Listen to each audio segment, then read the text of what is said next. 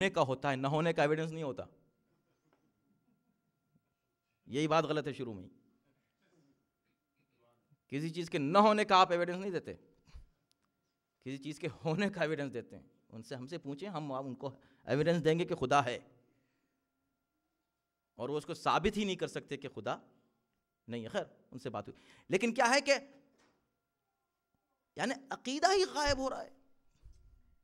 اب آپ ہم سے اگر کہیں کہ بھئی ان بچوں کو ذرا سا بتائیں کہ ماں باپ کا احترام کریں. ماں باپ کا کون؟ یہ بچہ میرا. اچھا آؤ بیٹا. Why don't you respect your parents? Why should I? Because Imam Ja'far as-Sadiq told you to do so.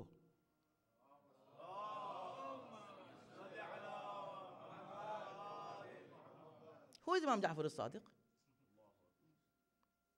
Yeah, he was a good man. A good man تو میں نے کہا، جو لفظ وہ استعمال کرتے ہیں آپ کو پتہ بھی نہیں ہے. تو اب بتائیے کہ میں کس حوالے سے اس کو کہوں کہ بھئی تم ماں باپ کا احترام کرو.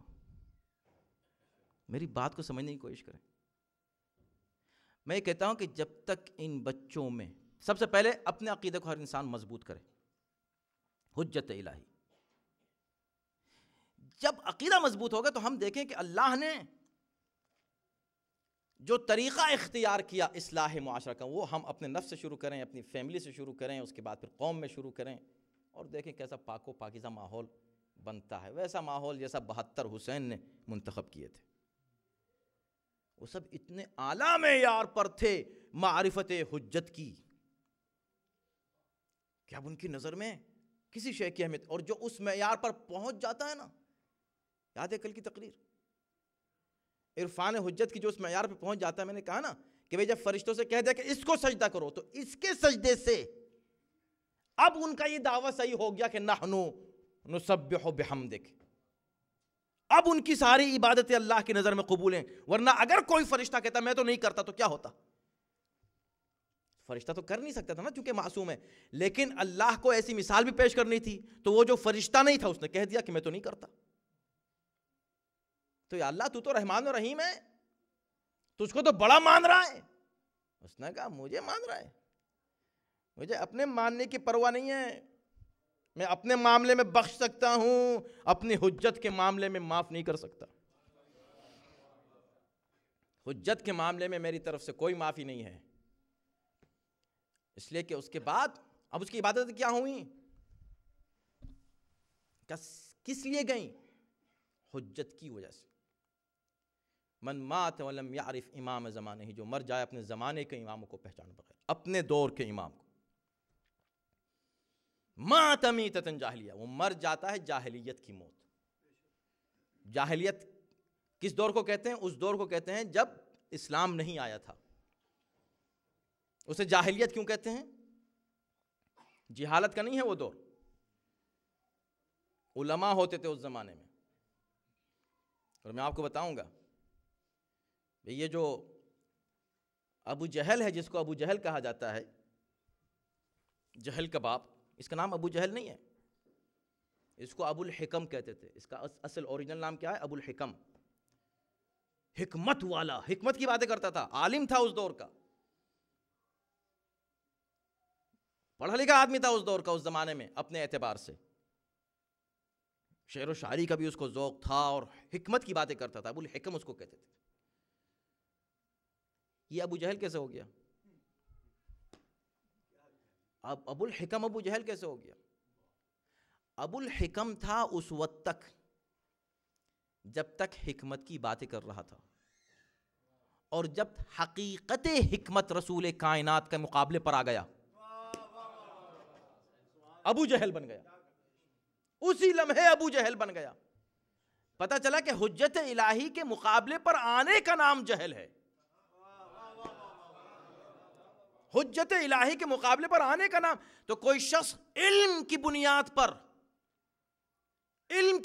پر اگر حجت الہی کے مقابلے پر آئے گا، بلعم باور کا واقعہ یاد ہے؟ سناؤں گا بعد میں آپ کو.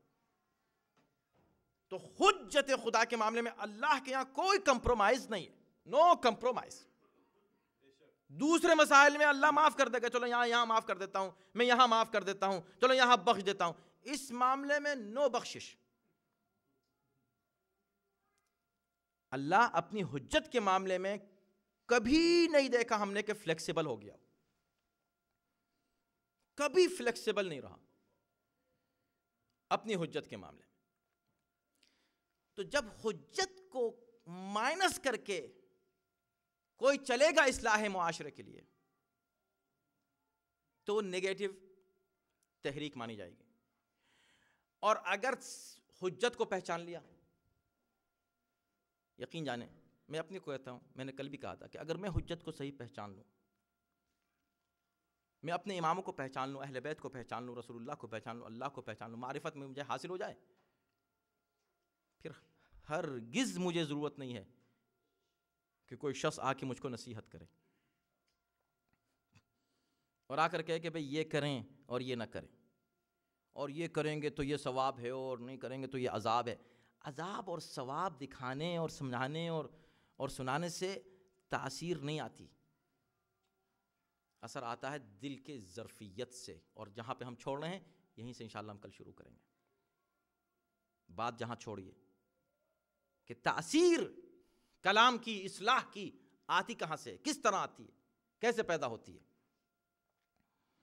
تو معرفت حجت میرے دوستو یہی وہ بنیادی اصل ہے کہ جس کے لیے حسین نے بھی قیام کیا تھا اور فرمایا تھا کہ انی لم اخرج اشرا ولا بطرا ولا ظالما ولا مفسدا.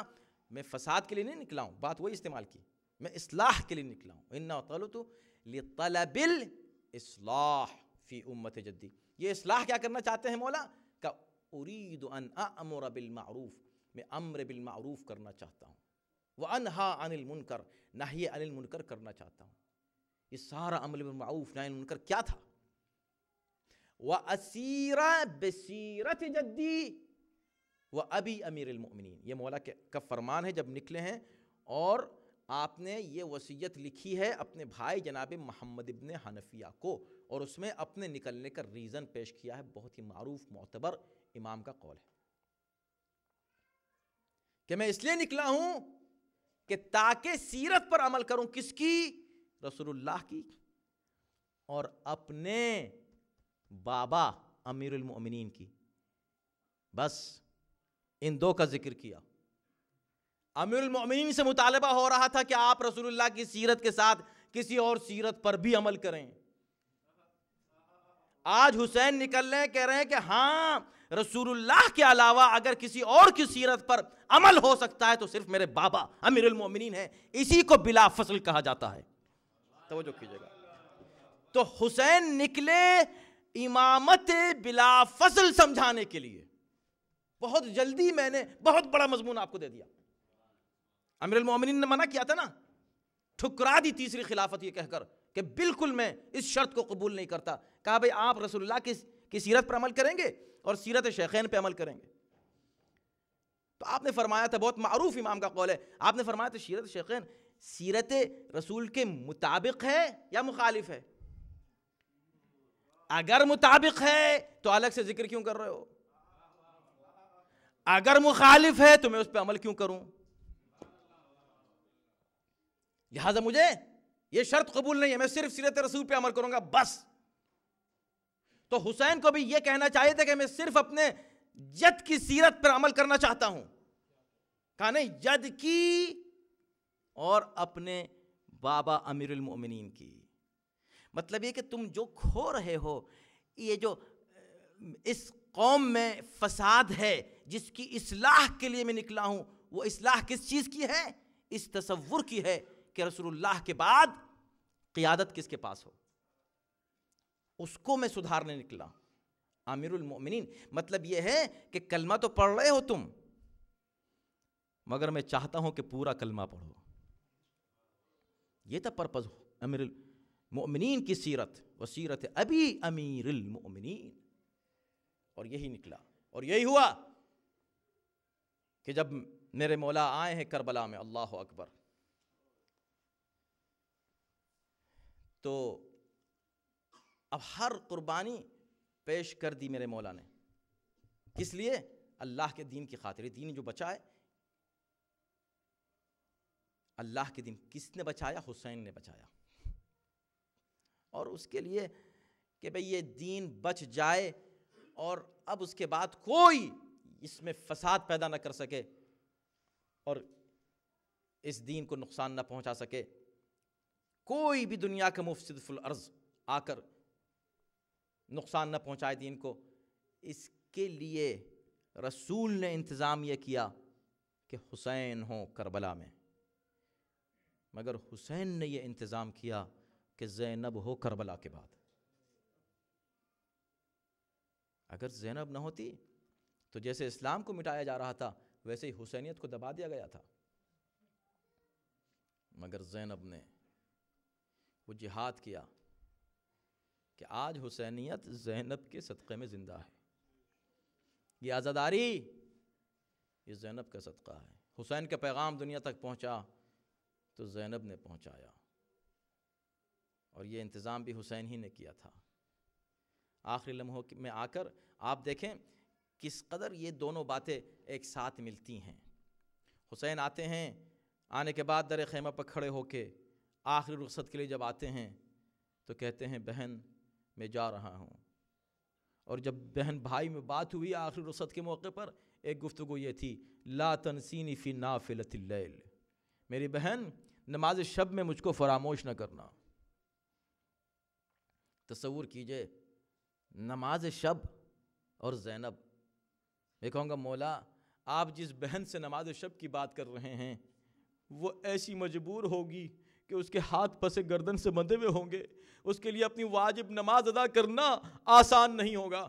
اے میرے مولا آپ اس سے کہتے ہیں نماز شب کی بات. کہا ہاں, میں یہی تو پیغام دینا چاہتا ہوں اپنے چاہنے والوں کو کہ میری بہن کو پہچانو عظمت زینب کیا ہے. زینب وہ ہے جس نے اسیری میں بھی نماز شب کو ترک نہیں کیا ہے, نماز واجب کی تو بات ہی چھوڑو. یہ ہے وہ پیغام حسینی جو زینب نے عملی طور پر دیا ہے. حسین کی معرفت کروائی ہے, حجت خدا کی معرفت زینب نے کروائی ہے.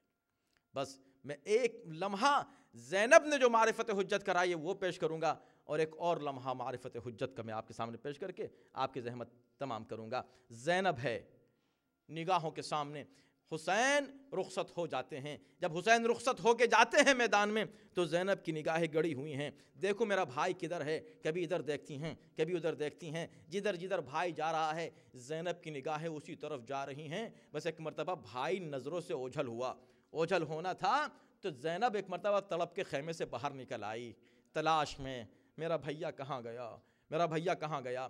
کیا دیکھا نشیب میں حسین گھوڑے سے زمین پر گر چکے ہیں اور شمر ملعون سینے پر اللہ اکبر سوار ہے, ہاتھ میں خنجر ہے.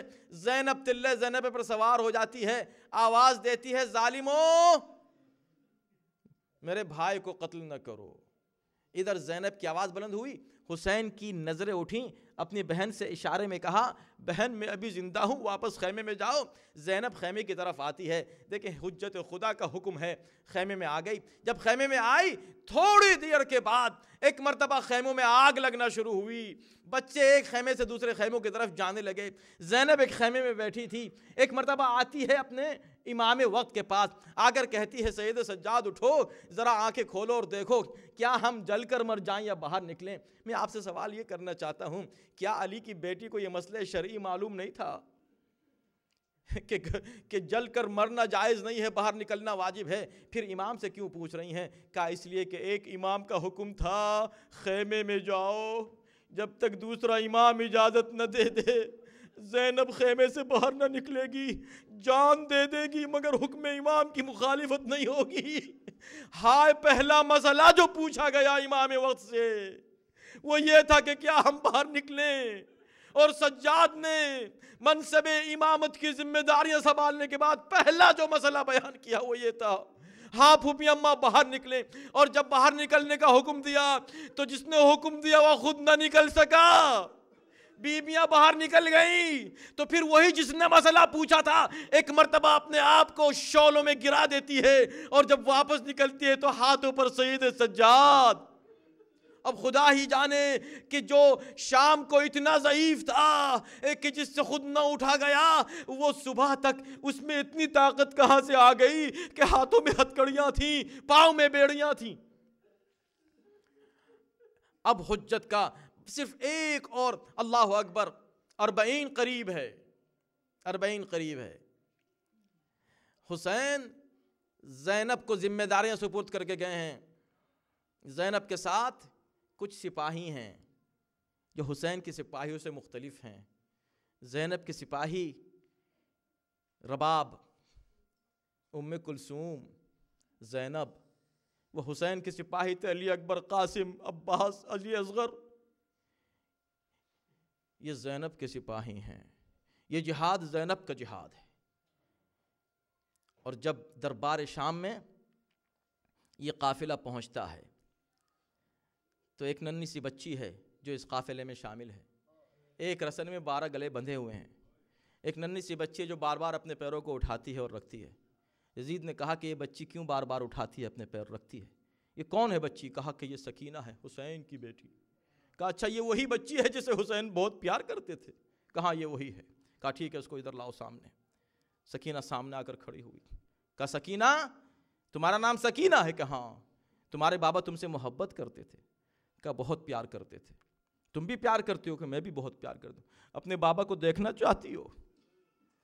بس جیسے ہی سنا، کہا ظالم کون ہوگا جو اپنے بابا کو دیکھنا نہیں چاہے گا، اور یقیناً میں ایک زمانہ ہو گیا بابا کو دیکھا نہیں ہے، میں اپنے بابا سے ملنا چاہتی ہوں، بابا کے سینے پہ سونا چاہتی ہوں۔ جیسے یہ سنا تو ایک مرتبہ ہنس کے کہنے لگا، میں ابھی تم کو دکھاتا ہوں تمہارے بابا۔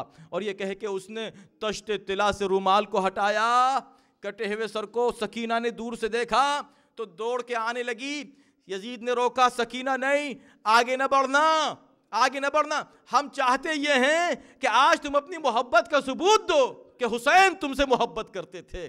یہ کہا اور پورا مجمع ہنسنے لگا۔ سکینہ کا تمسخر اڑایا جا رہا ہے، ایک بچے سے مذاق کی جا رہی ہے، بات کہی جا رہی ہے، بچے کو سنا کر اس کو تکلیف پہنچانے کے لیے لوگ ہنس رہے ہیں۔ پھر اس نے پھر ایک بار کہا، دیکھو اگر یہ سر تم سے محبت کرتا ہے حسین کا تو تمہارے پاس آ جائے، اور سب ہنسنے لگے۔ سکینہ بھی خاموش ہو کر رونے لگی۔ بس ایک مرتبہ جب اس نے تیسری بار کہا، اگر حسین تم سے محبت کرتے ہیں تو میں تو جب جانوں جب یہ سر اٹھ کر تمہارے پاس آ جائے۔ سکینہ نے ایک مرتبہ جلے ہوئے دامن کو اٹھا دیا، بابا یہ مجمع میری محبت کا مذاق اڑا رہا ہے۔ اے بابا آج میں اس دنیا کو حجت خدا کی طاقت دکھانا چاہتی ہوں، میں بتانا چاہتی ہوں میرا بابا زندہ ہے، میرے بابا کو مردہ نہ سمجھنا۔ اے بابا آئیے اپنی بیٹی کے آغوش میں آ جائیے۔ ارے یہ کہنا تھا کہ ایک مرتبہ سر حسین بلند ہوا، فضا میں اڑتا ہوا، ایک مرتبہ سکینہ کی آغوش میں آیا، منہ پہ منہ رکھ دیا، بابا آپ کے بعد ابھی تک سکینہ تماچے کھا رہی ہے، بابا سکینہ کو پانی نہیں ملا، بابا سکینہ کو تازیانے مارے گئے۔